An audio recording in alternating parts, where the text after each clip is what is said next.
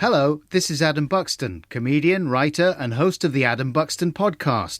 I first met Jon in the late 90s when myself and Joe Cornish made our DIY comedy TV show, The Adam and Joe Show, out of the same Brixton-based production company that also produced a late-night discussion programme hosted by Jon called For the Love Of, in which he and his guests explored topics that were then considered fringe, ghosts, cryptozoology and conspiracies about the moon landings and the death of Princess Diana, to name a couple. And for a while, Jon became one of those people in the media who reported from the fringes of culture, spending time with people who held beliefs most of us would consider esoteric, and his approach was often quirky. In the mid-2000s, his Radio 4 show, Jon Ronson On, featured serious stories alongside funny observations about the weirdness of everyday life. I loved it. That was the first sort of Jon Ronson expedition that I really got with, because to be honest with you, you didn't like For the Love Of? I wasn't that fussed about conspiracy theories. I thought, well, they're crazy. You always seemed quite cold towards me back then. Now I know why. No, that's not true. Actually, by the way, my favourite episode of For the Love Of was about time travel. Oh, yeah. Somebody brought along a time machine, but he refused to plug it in. And everyone else around the table was going, oh, please. Why? Because it used too many batteries. I think it was just, it would be too powerful. It would be too amazing. Anyway, go on. Okay. How do you think my intro is going so far? I like it very much. Here we go. So this is a very selective, personalised overview of your career. But as the internet became a central part of modern life for all of us, and conspiracies, subcultures, and once marginal beliefs spread and began to take hold in the mainstream, Jon's focus gradually shifted from the margins to the world all around us. In 2011, he looked at the way mental health is dealt with in the psychopath test. And in 2015, his book, So You've Been Publicly Shamed, came out just as social media was transitioning from being a fun, supportive place to meet people and click on some fun links, to being a place where saying the wrong thing could get you excommunicated by your tribe in minutes. The first series of Things Fell Apart came out in 2021. The second one has just aired as we speak this year in 2024. And both series feature extraordinary stories that often have surprising roots decades ago and explore how we got to the point where we are so prepared to think the worst of each other. And I'm here to chat about mainly Series 2 with Jon, and very excited to be here.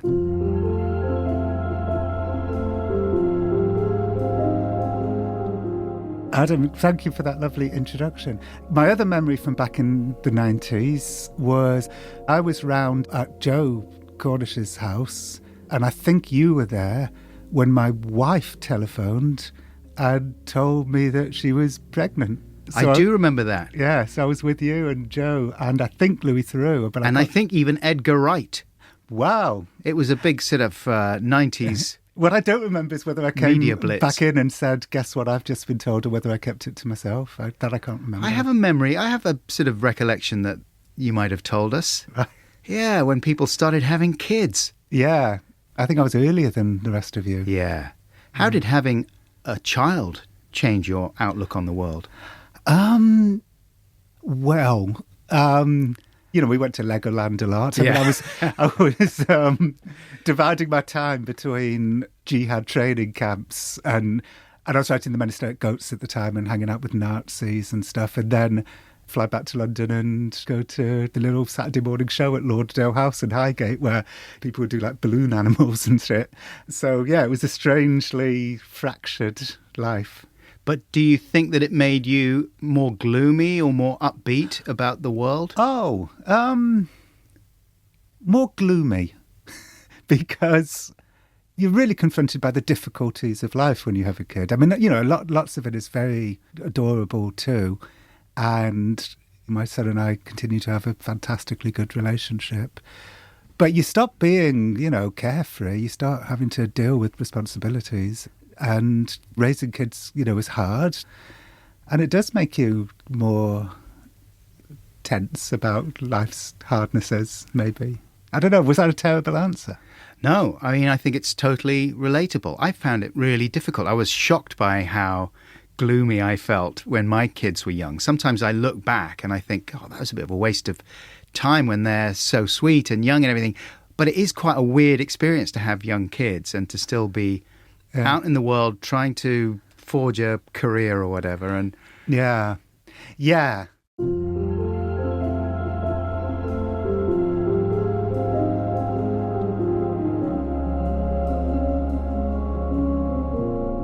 Things Fell Apart, Series 2. I think I might even prefer it to Series 1. Is that okay to say? Yeah, I appreciate that. I loved the first series, but this one, the fact that it was about the experience of these stories that impacted us in lockdown, really took me back to the madness of that time in a way that was cathartic, because I hated that time. From a personal point of view, my mother died around then, about a week after George Floyd was killed. I'm not saying the two were related, but you know, that to give you an idea of the general feverish atmosphere around that time. So she died at the end of May 2020. Exactly. Yeah. So it really threw me, like there was a personal grief as well as kind of wider social grief that was all consuming. And this show kind of resolved a lot of the confusion of feelings I had around that time. For me, it was a weird situation because in 2019, for the first time in my life, like all I do is work 7 days a week. But for the first time in my life around 2019, it got too much for me. I was making a show called The Last Days of August, and it was a really dark and difficult show. And the whole thing, the production, everything about it was difficult. And it just toppled into me, the whole thing. And then when the pandemic happened for the very first time in my life, it coincided with me needing a break. Like I needed to get my energy back and so on. So I felt very sorry for the people who weren't in that same kind of headspace. But then after a while, it started to seep in. I'd be running through the country lanes upstate where I live and letting out little alarmed shrieks. And then, what kind of yelps are we looking at here? All manner of yelps. Could be words. Oh! Yeah, things like that. And then what happened was the BBC came along and said, do you want to make a show about the culture wars? Which tallied with a lot of things I'd been thinking about anyway. And so I made Things Fell Apart from the laundry room of my house. And so they came to you with that idea? Yeah, the BBC said, do you want to do something about the culture wars? And I was kind of obsessed with a mutual friend of ours. Oh, yeah, okay. And his kind of collapse. Yeah. A mutual friend of ours is a comedy writer a brilliant comedy writer, but he got too embroiled in the culture wars. And it completely took over his life to the extent that he lost all of his work and his family. And I was watching this happening and just really trying to figure out what were the mechanics of this. Right. Because it wasn't just him. This was happening all over the place. Yeah. People were toppling. And so when the BBC came to me with that idea, I probably wouldn't have agreed to do it if I wasn't already kind of obsessed with that aspect of it. Like, what is it about the culture wars that are causing people to really, plummet down rabbit holes that they then can't escape from? Well, mentioning our mutual friend, at the time, I remember he was saying to me, I'd love to come on the podcast and chat with you about this issue that he was so embroiled in. But I couldn't see a way for it to be productive, for it to be useful. I thought this conversation is totally zero-sum. There's no enlightenment and understanding coming out of it that I can see. Didn't you have the same worry about the culture wars as a subject for making a series about?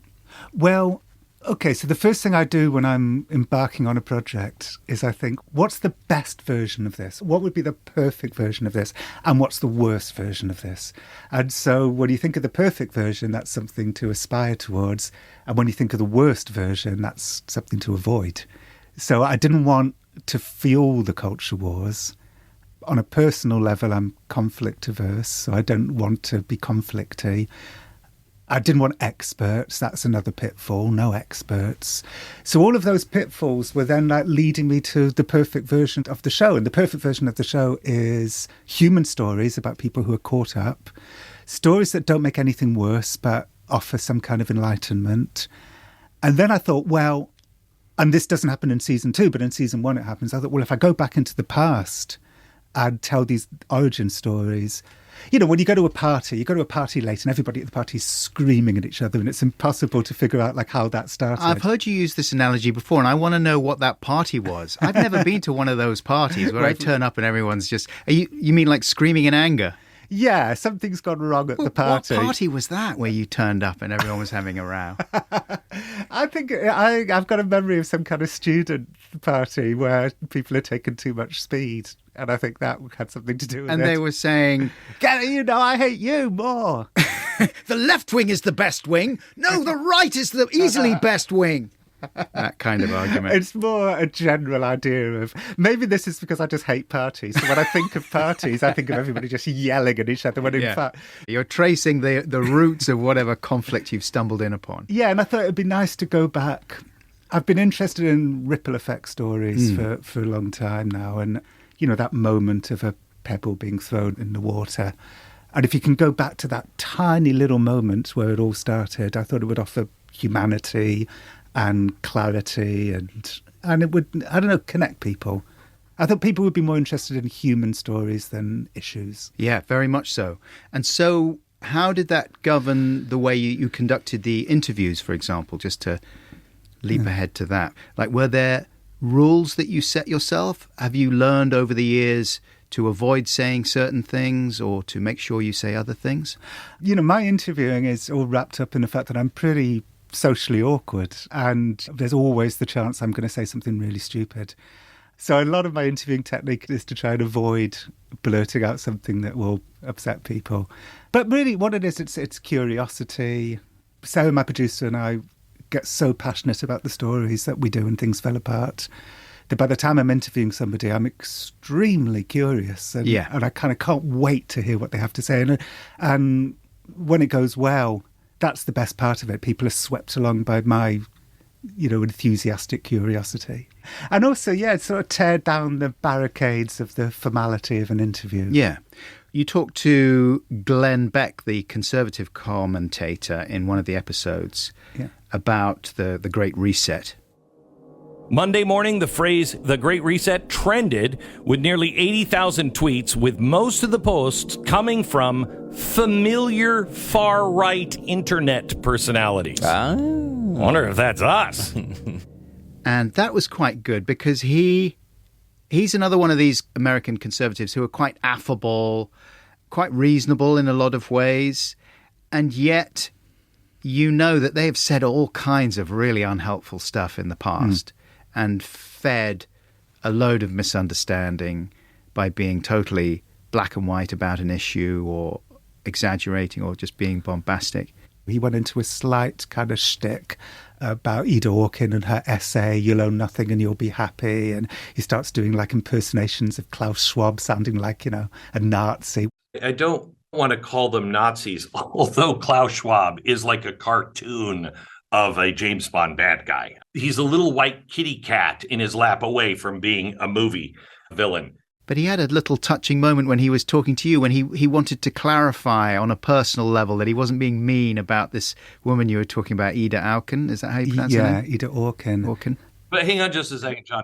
I hope you never got the impression that I was condemning her. I'm condemning the fact that there are so many people latching on going, yes, that's a great idea.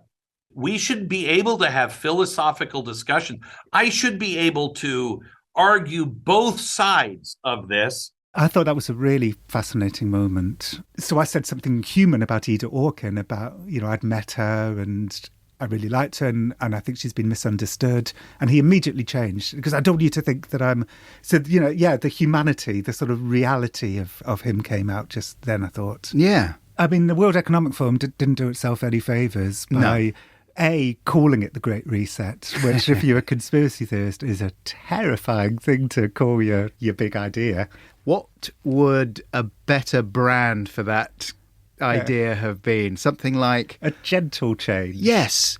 A sexy new start. A fresh start. a modest proposal. Because the idea was, here is a total disruption of the normal flow of society. Let's use it to do some good, to phase out some bad habits we've got into, to introduce some good new ones. Yeah. And that was the idea behind it. They weren't good at communicating that, possibly because they all live, in chalets on top of the Alps and literally above everyone. Yeah, that's the thing. Maybe that's got something to do with it. Again, speaking of interviews, how about the interview you did with Mickey Willis in episode 8? Because that was one of those ones where you actually got to the point where you were saying things that he was not prepared to believe. I mean, that's not true. I don't think that the vaccines killed millions during COVID. Oh, really? No. Okay. He just flat out disagreed with you about the efficacy of the vaccine. And then there was a sort of uncomfortable pause. So in that moment, in the unedited conversation, did you try and present him with facts and figures to support your case, or did you just move beyond it? I moved beyond it because I think it's not my job. It's funny, yesterday I was listening to an interview between a left-wing podcaster and a far right-wing podcaster, and the whole interview was the left-wing podcaster challenging the sort of troll-like things that the right-wing podcaster says. And I was listening to this thinking, I'm not getting anything from this. And so you have to approach people on a human level, not on an ideological level. Like if I was challenging some of Mickey's crazy ideas, it would have just become a sort of, I'm a representative of righteous society saying a rational truth. They're saying something big and trolly and nothing's going to change. The reason why I really wanted to do Mickey Willis was because of his fascination with Joseph Campbell's hero's journey. Towards the end of the show, we were trying to figure out what the final episode should be. And I had a little brainwave about the series pretty much starts with Mickey Willis interviewing Judy Mikovits, the star of the documentary Plandemic. You hear Mickey Willis's voice briefly, but we don't linger on it. So wouldn't it be sort of fun to go back at the end to the man who interviewed Judy Mikovits? So I listened to a whole load of podcast interviews that Mickey Willis did. And in one, I was walking through New York City and he starts talking about Joseph Campbell's hero's journey. And I rewound it and listened to it 3 or 4 times. And I just thought, this is extraordinary. Because you've got this guy in the 1950s, Joseph Campbell, who has this idea, just has an insight into narrative structure. He notices that from cave drawings to the present day, there's a particular narrative that's particularly popular, and it's the idea of the hero's journey, a reluctant heroes taken out of their everyday life, taken into a new world. They have to fight dragons. They have to meet mentors who help them on their way. There's threshold guardians who stop them from going further. And then at the end, there's the great big battle of the dragon, and the dragon nearly kills the hero, but then the hero prevails. And I realised that Mickey Willis is thinking of this as a lifestyle idea, as a self-help idea, not what it's supposed to be, which is just a way of understanding narrative. At the foundation of the hero's journey is a reluctant hero, an everyday person who suddenly receives a call to adventure. So it's that kind of a story that then sends this person, usually obsessively, into a new world. So now they have to go out and suddenly become an investigator and find courage that they never thought they had. There's tricksters, there's people that try to trick them. There are people called threshold guardians that try to stop them from advancing forward too far. And then there are mentors they receive lessons from. And so they become the hero of their own life. He's making this his real life. And I thought that was extraordinary because it really encapsulates everything in the series. Because what is the hero's journey? It's heroes and monsters. It's, valiant fighters versus dragons. And that's what everybody who's deeply involved in the culture war thinks that the world is. Yeah. But it isn't what the world is. The world is a bunch of people just trying to make sense of things. Stumbling around with an unsatisfactory ending looming Yeah. in the distance and making compromises along the way and doing their best and making mistakes and trying to learn somewhat. But yes, it's the opposite of a film. That's why you have films, to kind of impose some sort of order, get some kind of satisfying sense out of the chaos of real life. And that's the hero's journey as a template for that, isn't it? And I really understand wanting to sit in a room and make a satisfying narrative to sort of control and harness the horrors of the world. I mean, that's what I spend my life doing.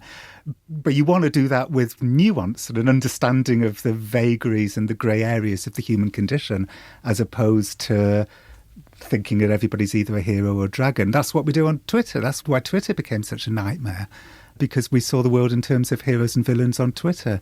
Was there ever a time when nuance thrived that you can remember? Were you ever aware, like, this is a great time for nuance? The late 1980s or the early 90s, maybe? I wouldn't say the 90s. They weren't very nuanced times. We were all sleepwalking through comedians making jokes about sexually assaulting people, and no one noticed. Yeah, but I guess in my mind, if there was any nuance, it came from the idea that maybe a lot of the big questions had been settled, that we were all on the same page about certain issues that are now feeding the culture wars. Yeah. You shouldn't be racist to people. You shouldn't be sexist. You should treat people fairly and kindly. That seemed to be the kind of prevailing assumption, certainly among my group of friends, and most of which I'd kind of hoovered up from culture, from movies and TV shows. Those values were in most of what I was exposed to growing up. True, but I would also say that... Push back. Okay, I'll push back in the fact that was a very white time. Yeah. So you could care about racism, but, you go to a big media organisation and everyone's white. Mm-hmm. And quite a lot of male too. So yeah, maybe we were getting more enlightened, but the world wasn't changing. Yes. Well, do you think then, I mean, certainly it was in my case, but do you think that the whole affection for nuance is a sort of expression of privilege and elitism in some ways? I mean, possibly. I understand that one pushback against things fell apart would be, people care a lot about culture war issues. So who am I to be the old man on the battlefield telling everybody to calm down? So I do get that criticism, but I suppose my answer to that criticism is there are reasons for culture wars, and many culture wars have made the world better. It was only a few years ago with that terrible Oscars So White photograph of all the Oscar winners, and there was I think everybody except for one person was white. And, there was a huge need for cultural change, for more diversity and so on, and for predatory men to be held to account and so on. There's all sorts of wrongs that needed to be righted. But that doesn't mean that you can't take a sort of nuanced, critical look at the culture wars, because there's so much other stuff in that world too. So I suppose what I'm focusing in on is the deleterious, disproportionately dysfunctional nature of the culture wars. Because, I think it would be privileged and elitist to scold people for caring about things. Yeah. But I wonder if maybe in 20 years' time or further than that, society might have improved in certain fundamental ways, and people will look back and say, well, those paroxysms of the culture wars were a necessary part of us getting to a better place. And there may have been some casualties along the way. But possibly. I don't know. I think people will look back on this period and they'll look at this sort of frenzy of public shaming on Twitter and think, what were people thinking? This was crazy, Mm-hmm. And I think that's over now, by the way. I think public shaming by the left on Twitter is over. Why? Because you think everyone's got the memo that that's not cool? I think people will look back on the period between maybe 2012, 2013 and maybe last year or the year before as this crazy time when a generation came up and gave themselves a set of rules that were impossible to live by, that if you say this, your career's over. If you accidentally misspeak, it's over for you forever. This was a rough set of rules that people gave each other. Anyway, what I'm about to say isn't an original thought. I was actually listening to a podcast by Katie Herzog, and she was interviewing Andy Mills, a very brilliant radio producer, one of the creators of The Daily, the New York Times podcast. To cut a long story short, it came out that about 10 years earlier, when he was working for Radiolab, he did something very stupid. And he was out with a bunch of co-workers and they were all getting drunk.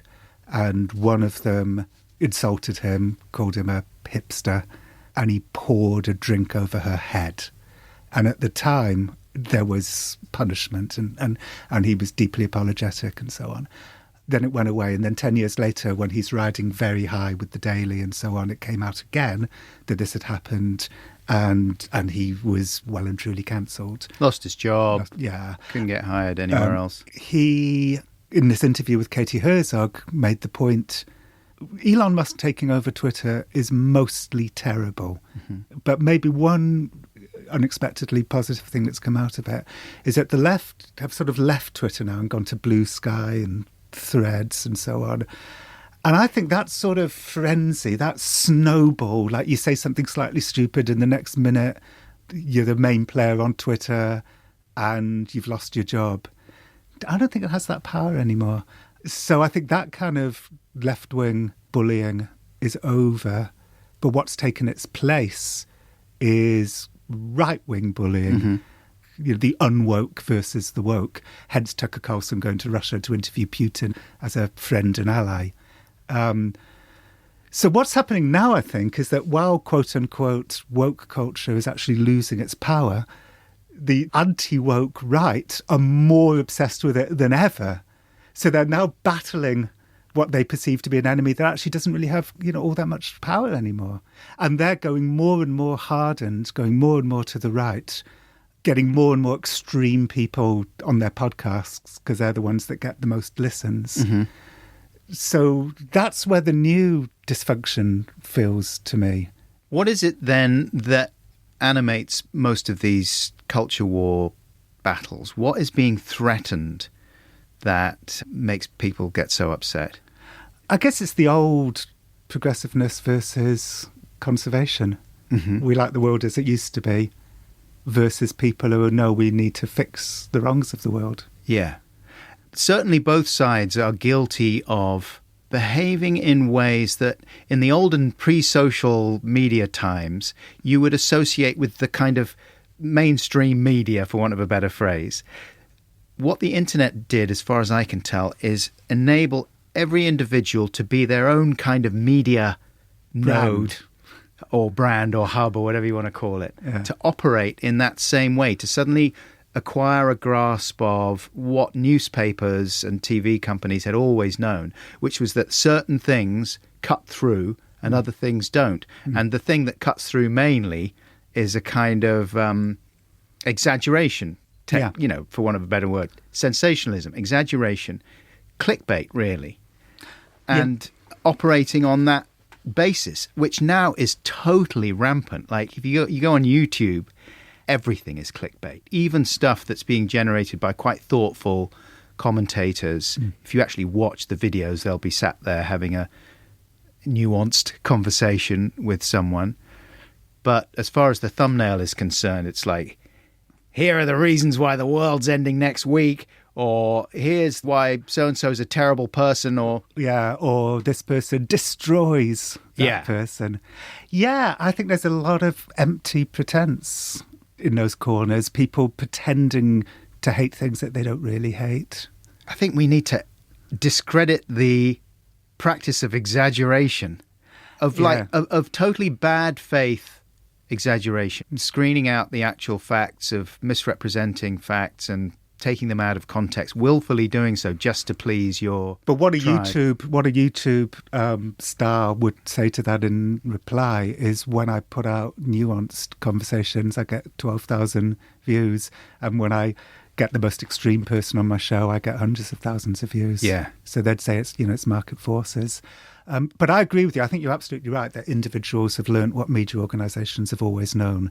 And I think it's a shame. Like, you know, the whole point about social media was to do things better, was to make justice better or make communication better. It was a place of curiosity in the early days and empathy. People would have windows into other people's lives and we'd be curious about it. Oh my God, I can see into this person's home now and I'm so interested. And then that curdled very quickly and became all about judgment instead. But I think, though, as far as the bad faith practices and the meanness and the exaggeration that is rampant on both sides, it's short term, that strategy. If you think back to the things that really make an impact long term on the culture, the things that we really value in the arts or whatever it might be, they're not driven by those things so much. That stuff tends to fade. The stuff that really makes an impact is generally the stuff that is heartfelt. Yeah. Somewhat hopeful, that has something encouraging to say about us as human beings. You know. Yeah, I agree. Most people want everything to be kind and heartfelt and not extreme and tolerant and yeah.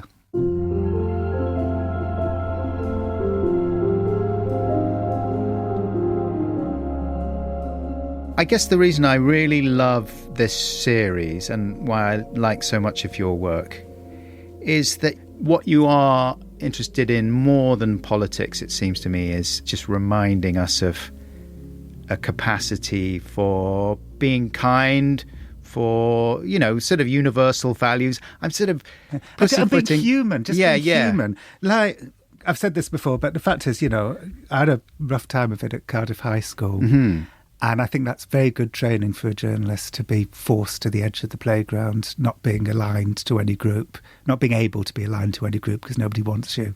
Journalists have to be unaligned and have to be evidence-based and have to understand that humans are a mess. Good people do stupid things and vice versa. And we're just trying to blunder our way through life as best as possible. There's a lovely bit in the third episode, Tonight's the Night, Comrades, which is mainly about the family being surrounded by local folk who think that they are Antifa, yeah. And they just want to go camping because they're fans of Twilight, and that's where Twilight was filmed. Yeah.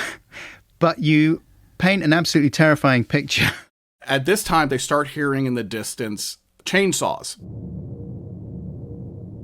The chainsaws decided it. It would, they realised, be prudent to leave Forks, and so they packed up and headed back towards the bridge. And when they come up to the bridge, they find that the chainsaws that had been heard in the distance had actually been someone cutting down 5 alder trees. To block their path? As a barricade, yes. And there's some reason they are being kept there in this isolated campground by themselves in the middle of a forest, while locals zoom by in ATVs and someone shooting gunshots in the background. By the end of the episode, though, the ringleader of the armed anti-Antifa gang apologizes. Yeah. You know what? I totally miffed up. I jumped the gun. I knee-jerked this. I mean, it's sort of bittersweet because he ends up getting cancelled. Yes. By the local townspeople who boycott his business. He goes out of business. Yeah. So their forgiveness might have gone a little further. Yeah. I'm glad you noticed that because, that was a little slightly bitter moment at the end of the show. But his apology, though, in the moment was very moving. I mean, his capacity to actually say, I'm sorry. Yeah. We went way too far. Yeah. And I really hope that these people can forgive us, which they didn't. I mean, I guess some of them did, but that's one of those moments where you do think, like, come on. One journalist, I think it was Helen Lewis, said, when the right go after you, and look, I'm about to give a big, broad generalisation, which I'm sure isn't true in many situations. I love big, broad generalisations. She said, when the right go after you, it's really horrible, but it doesn't last that long. Whereas when the left go after you, they never, like elephants, they never forget. It could last years. And that's maybe the difference. But anyway, I thought there was some hopefulness in the fact that fundamentally people are, in those situations, they're often motivated by fear. And the fear might look incredibly aggressive and self-assured, but at the core of it, there's usually worry and doubt. Yeah. And you're right, that guy was genuinely worried that Antifa was going to leave the cities and come to his small town and take over. He fell for fake news. Oh, man. But no, it was good. It was such a dose of perspective and sanity after, the kind of residual feelings of that mad time, 2020. In 1919, as the Spanish flu coursed through a world still broken by the Great War, Yeats wrote his poem, The Second Coming. Things fall apart, the centre cannot hold. The best lack all conviction. while the worst are full of passionate intensity. 100 years later, and we were hit by our own pandemic, forcing us into lockdown. I heard you talking about the W.B. Yeats poem where the title comes from, The Second Coming. Things fall apart, the centre cannot hold. Mere anarchy is loosed upon the world, the blood-dimmed tide is loosed, and everywhere the ceremony of innocence is drowned. The best lack all conviction, while the worst are full of passionate intensity. Which I don't love. That last line I don't love. Because there he is saying, the centre cannot hold, let's all connect. And then he just insults everyone. The best lack all conviction, the worst. It's like, God, you want the centre to hold. Don't insult everyone. Better last line would have been, the best are doing their best, while the worst aren't that bad. While some of the worst are full of misplaced passionate intensity, which is laudable in itself, but really needs to be considered in a more nuanced way in certain contexts. You're right. I'll just email W.B. Yeats with those changes and we'll try and get that actioned. Right.